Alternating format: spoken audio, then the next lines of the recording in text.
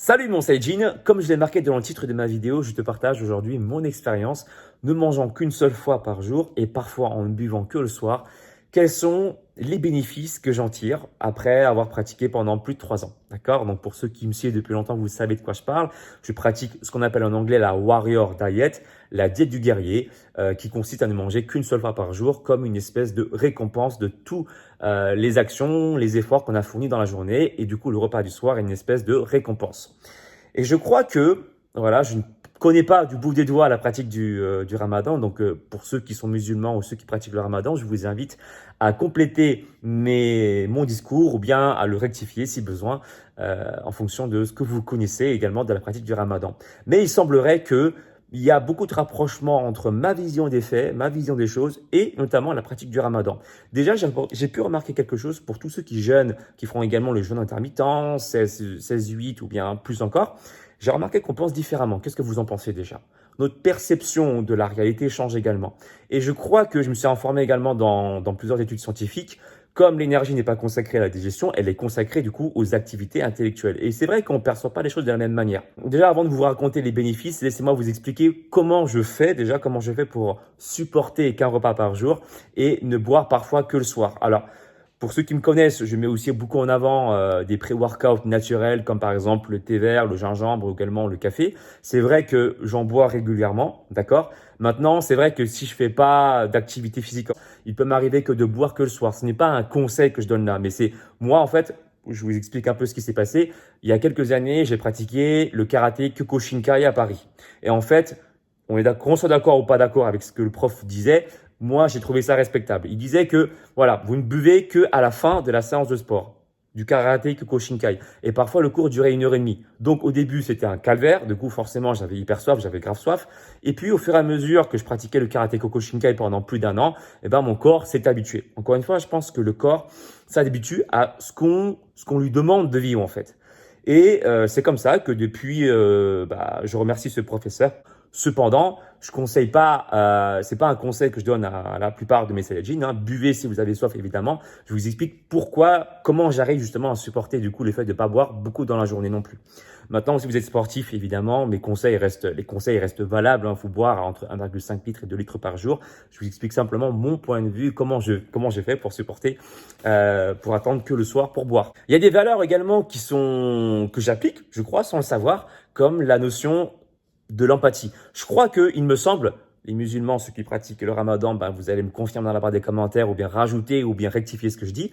Mais on pratique surtout le ramadan pour ressentir de l'empathie. Quand je croise des gens dans la rue, j'ai envie de leur dire, mais un sincère bonjour, pas le bonjour formel, bonjour, non. Je cours, je leur dis bonjour et j'envoie de la force. Et ça, rien que ça, je pense que le fait que je sois resté à jeun, ça me permet également de pas me prendre la tête, tu vois, que pas ma tête soit pleine, justement. J'ai la tête légère et je dis bonjour avec la pleine conscience et j'ai remarqué que moi, ça me faisait du bien et que les gens, ils souriaient derrière. Donc, du coup, c'est un système gagnant-gagnant. Et en plus, j'ai aussi pu constater qu'en réagissant comme ça, et après, t'inquiète pas, je te parlerai des bénéfices que j'ai pu constater sur mon corps et ce que j'ai pu également voir dans les études scientifiques en restant à jeun assez longtemps dans la journée, que, pour revenir à ce que je disais, que les choses s'enclenchent au fur et à mesure. En engendrant des petites actions, tu en engendres de grandes conséquences derrière. Souviens-toi, j'ai sorti ma vidéo sur la gare SNCF, comme quoi j'avais fait venir les démineurs, les policiers, du fait que j'avais bêtement oublié mon sac gris. D'ailleurs, j'ai fait une vidéo où je me suis excusé. Donc, pour revenir aux avantages maintenant, qu'est-ce que j'ai pu constater? Déjà, pas de problème digestif. Pour ceux qui ont des problèmes de ballonnement, j'en avais beaucoup pendant plusieurs années. Effectivement, en mangeant qu'une fois par jour, ton système digestif, il n'est pas mis en action. J'ai pas besoin de t'apporter des preuves scientifiques là-dessus, c'est juste de la logique pure. Donc du coup, forcément, l'énergie est consacrée à autre chose. Donc tout ce qui est problème de ballonnement, problème de gaz et tout ça, ça n'existe plus, ça. Voilà. Il est tous arrivé de regarder l'heure, par exemple 12h30, d'accord, la fameuse heure où beaucoup de gens consomment des repas à cette heure-ci, et de se dire, bon voilà, il est l'heure de manger. Mais figurez-vous que ce que j'ai pu également constater, c'est que le corps est intelligent. Midi 35 passé, tu as encore la dalle. Midi 45, tu as encore plus la dalle, je te l'avoue. Mais 1 heure après, quand tout le monde a déjà mangé, toi, ton corps, du coup, il va sécréter l'hormone opposée. Tu n'auras plus la dalle. Tu n'as pas remarqué qu'en dehors des heures de repas, tu as moins faim, tu penses moins à manger parce que tu as conditionné ton corps, justement, comme un enfant, à consommer à des heures précises, ce qui n'est pas plus mal. Pour ceux qui veulent avoir de la discipline, c'est bien également de le faire. Mais maintenant, je te parle du jeûne intermittent. Je te parle de ceux qui mangent qu'une seule fois dans la journée. D'accord? Moi, j'ai conditionné mon corps à manger au moment où j'ai déjà fait toutes les actions que je devais faire dans la journée pour me sentir fier. C'est aussi simple que ça. Donc, du coup, manger le soir, c'est pour moi une forme de récompense. Car pour moi, quand tu manges qu'une seule fois dans la journée, tous ceux qui font le jeûne intermittent, je pense, savent très bien de quoi je parle. La nourriture, c'est sacré. La nourriture, c'est un luxe. Et du coup, même le fait de boire de l'eau, pour ceux qui jeûnent pendant un petit moment, vous savez très bien de quoi je parle, boire de l'eau, c'est un luxe. Qu'on a tendance à vite oublier si voilà, on consomme des repas et on boit plusieurs fois dans la journée, on a tendance à oublier que boire de l'eau, c'est juste déjà génial.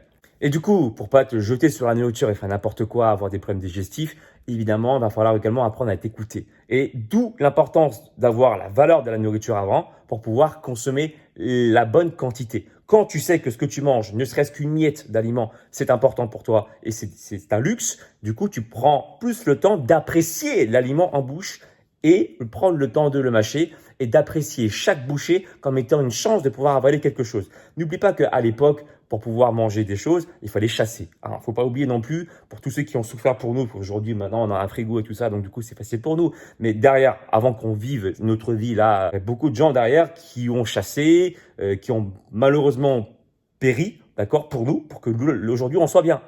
Donc, quand tu manges, moi, je pense aussi à tout ça, à tout ce cheminement-là de l'espèce humaine. Donc, c'est pour ça que je dis que je vois le rapprochement qu'il y a aussi avec les pratiquants du Ramadan, dans le sens où on a de l'empathie pour les gens.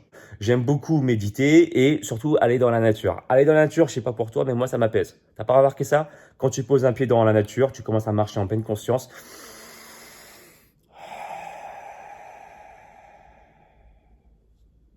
Tu sens dans la vidéo là comment ça s'apaise? Voilà. D'accord? C'est le fait d'aller dans la nature. Quand je vois des arbres, je me dis, les arbres, ce sont des êtres vivants. Toi, tu es un être vivant aussi. Donc, il n'a pas le même langage que toi, vous ne fonctionnez pas de la même manière, il ne se nourrit pas de la même manière que toi, d'accord? Mais cependant, eh bien, quand j'ai vu, par exemple, un chewing-gum posé sur un arbre, moi, ça m'a cassé les bonbons. J'ai jeté le chewing-gum dans la poubelle. Effectivement, le fait de rester à jeun permet également d'améliorer ton empathie envers les gens et tous les êtres vivants. Et contrairement à ce qu'on pourrait penser, c'est pas parce que tu manges qu'un seul repas dans la journée que tu vas te jeter bêtement dans la nourriture comme ça. Il y a des règles quand même à respecter que je t'invite à respecter, que j'ai déjà expliqué plusieurs fois dans ma chaîne, dans mes PDF et également dans mes coachings pour ceux qui prennent mes coachings et qui me font confiance. Commencez par un fruit au début de repas, d'accord? Ça vous évitera de plonger directement et de vous goinfrer de nourriture sans vous écouter. Parce qu'en apportant des fruits, des vitamines, des minéraux, en nourrissant vraiment votre corps d'aliments que j'appelle pleins, d'accord? Pas les aliments vides, les calories vides. Les calories vides sont les calories qui vous apportent des calories pour votre corps, mais qui vous nourrissent pas complètement, qui vous apportent pas de fibres, ni de bonnes sources de protéines. Si vous me posez la question, c'est quoi la différence entre une bonne protéine et une mauvaise protéine? J'ai sorti une vidéo sur le cordon bleu. Et je vous invite vivement à aller la voir. Vous tapez cordon bleu Alex Levent sur ma chaîne YouTube dans la barre des recherches et vous allez voir ce que c'est que de la mauvaise protéine. D'accord? La viande de basse qualité. Voilà. Enfin, allez voir la vidéo pour ceux qui connaissent pas. Donc, le massacre du cordon bleu. Vous allez découvrir tout ça. Pareil, donc du coup, en nourrissant votre corps de bonnes protéines, de bonnes sources de glucides et de bonnes sources de lipides, parce que oui, il y a des mauvaises et des bonnes sources de lipides et de graisses, eh bien, en apportant des bonnes sources de nutriments, comme par exemple les oléagineux, les amandes, les noisettes, les huiles enrichies en oméga 3, eh bien, vous favorisez également non seulement la lipolyse, qui est l'élévation des acides gras, mais le gras permet également de ressentir beaucoup plus la satiété. D'accord? Donc, d'où l'importance, encore une fois, de consommer par un fruit au début, puis des légumes, une bonne source de protéines. Allez voir ma vidéo cordon bleu pour ceux qui veulent savoir ce que c'est qu'une bonne source et une mauvaise source de protéines. Les graisses, les légumes, et là, vous allez déjà apprendre à mieux vous écouter. Et chaque bouchée que vous allez avaler, moi, j'ai pu constater que, eh bien, c'est comme si moi, je pouvais m'imaginer une jauge pleine, une jauge de 0 à 100%, et que je m'imagine être à, je sais pas, moi, 60%, 70% de satiété, 80, 90%. Et je l'ai déjà maintes fois expliqué sur ma chaîne, mais quand vous êtes dans la capacité de pouvoir vous lever en plein milieu de repas et faire 20 burpees, voilà, 20 burpees ou bien 20 sauts, comme ça, facilement, c'est que vous êtes effectivement en 80% de satiété. Et c'est ce que je vous invite à faire en mangeant même un repas dans la journée. Vous pouvez monter comme ça, voilà, parce que vous mangez qu'un seul repas pour ceux qui pratiquent le ramadan, pour monter comme ça jusqu'à 100% de satiété. Et pour moi, 100% de satiété, ça correspond au fait que vous puissiez faire, par exemple, non pas 20 sauts, mais je dirais, allez, la moitié, 10 sauts facilement. Là, vous êtes à 100% de satiété. Et au-delà de ça, quand votre bouton jean commence à exploser ou que vous vous sentez lourd, c'est que vous avez déjà clairement pété la barre des 100% de satiété. Est-ce que là, ça vous paraît clair, cette jauge-là? Si vous aimez cette comparaison simple, bah, faites-le moi savoir dans la barre des commentaires. Et pouce en haut et commentez la vidéo et partagez-la surtout. Je n'ai pas fini encore de discuter avec vous. On peut aussi augmenter le troisième bénéfice, l'autophagie. Qu'est-ce que l'autophagie? C'est le fait que votre corps se nourrit lui-même de cellules abîmées, notamment les cellules qui ont été abîmées par les virus, par les bactéries. Eh bien, votre corps, au bout de plusieurs heures à jeun, eh bien, met en place ce phénomène qu'on appelle autophagie, qui signifie s'alimenter lui-même. Et donc, du coup, il va s'alimenter de mauvaises cellules et du coup, votre corps va pouvoir du coup mieux se réparer. Mieux se réparer dans le sens où vous allez détruire des cellules qui ont été abîmées par des virus et des bactéries et vous allez donc du coup aussi booster votre système immunitaire. Votre thymus, une glande qui est située au niveau de la partie du supérieur de votre thorax, va être stimulée également grâce à la pratique du jeûne intermittent. Ça, c'est cool, ça aussi de le savoir.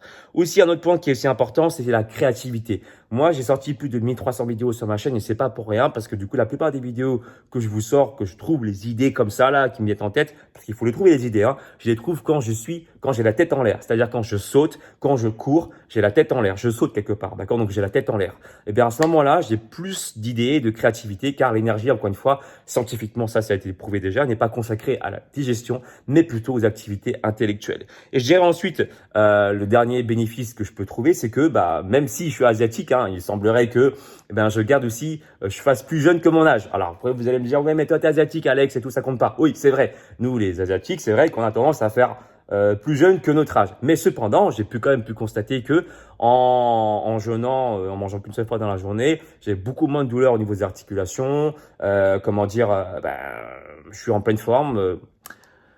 Dieu merci, je tombe jamais malade. Voilà, donc j'espère ne jamais tomber malade encore une fois. Mais je pense que tout ça contribue au fait que de mon hygiène de vie, le fait que je pratique beaucoup de sport, le fait oui aussi quand vous pratiquez du sport et que vous restez à jeun, c'est pas du tout néfaste. À partir du moment où vous habituez votre corps à l'activité physique en restant à jeun, d'avoir justement une peau douce. Peut-être que ça joue, peut-être que je dis de la merde. Mais en tout cas, moi, ça me permet de garder ma jeunesse et de garder la pêche et d'avoir l'esprit clair, l'esprit lucide. Voici du coup les 5 conseils que je peux vous donner. Donc voilà les 5 bénéfices que j'ai pu en tirer comme expérience. Et pour tous ceux qui veulent, par exemple, simplifier, pour ceux qui veulent apprendre à manger moins de repas dans la journée, si vous souhaitez le faire, d'accord, c'est pas du tout une obligation, mais et pour ceux qui sont curieux, qui veulent essayer de manger moins de repas dans la journée, déjà commencez par manger. Gardez votre repas préféré, c'est un conseil que je vous donne. Si vous kiffez par exemple prendre le petit déjeuner, j'ai pas envie de vous dire supprimez-le. C'est quand même assez affligeant de vouloir supprimer votre déjeuner que vous appréciez tant, d'accord? Donc continuez à consommer votre petit déjeuner, chose que j'ai fait pendant des années, mais par exemple le soir, mangez plus léger. D'accord? Il ne s'agit pas de sauter de repas, mais de manger plus léger déjà. Par exemple, des aliments qui vous calent rapidement, comme des noisettes, encore une fois, comme j'ai dit au début de la vidéo, des fibres, des bonnes graisses. Et puis, au fur et à mesure, amusez-vous à garder toujours votre petit déjeuner, par exemple, si vous kiffez ça. Et puis, le repas du soir une fois, comme ça, dans la semaine, voilà, où vous vous sentez bien, pas forcément besoin de consommer beaucoup d'aliments en vous écoutant, bien sûr. Essayez une fois de supprimer le repas du soir pour voir comment vous vous sentez. Encore une fois, vous allez avoir les bénéfices de l'autophagie à partir de 12-13 heures. Si vous laissez plutôt 16 heures, ça va mieux marcher, d'accord? Encore mieux si vous laissez un peu plus de temps. Mais encore une fois, ne le faites pas juste pour activer votre autophagie, quoi. Pour moi, ce que je conçois également, c'est que faites-le également avec le plaisir. Moi, au début, c'était une contrainte de manger qu'une fois par jour. Si vous voulez d'ailleurs que je vous raconte comment j'ai fait pour apprendre à manger qu'une seule fois par jour, je peux vous le raconter dans une prochaine vidéo où je vous raconte en détail du coup les circonstances. Hein. Ça s'est fait également un petit peu dans le mal. Mais voilà, si vous intéresse, c'est un petit peu hors sujet dans cette vidéo, je peux vous raconter tout ça. Dites-moi dans la barre des commentaires si vous voulez, pour ceux qui sont musulmans ou qui pratiquent le ramadan, si vous avez des choses à compléter, des choses à rectifier par rapport à ce que je viens de dire, faites-le dans la barre des commentaires. Je me ferai un plaisir de vous lire. Et pour tous ceux qui veulent être coachés, je peux également te coacher et te proposer ton plan sportif et ton plan alimentaire pour avoir un physique athlétique.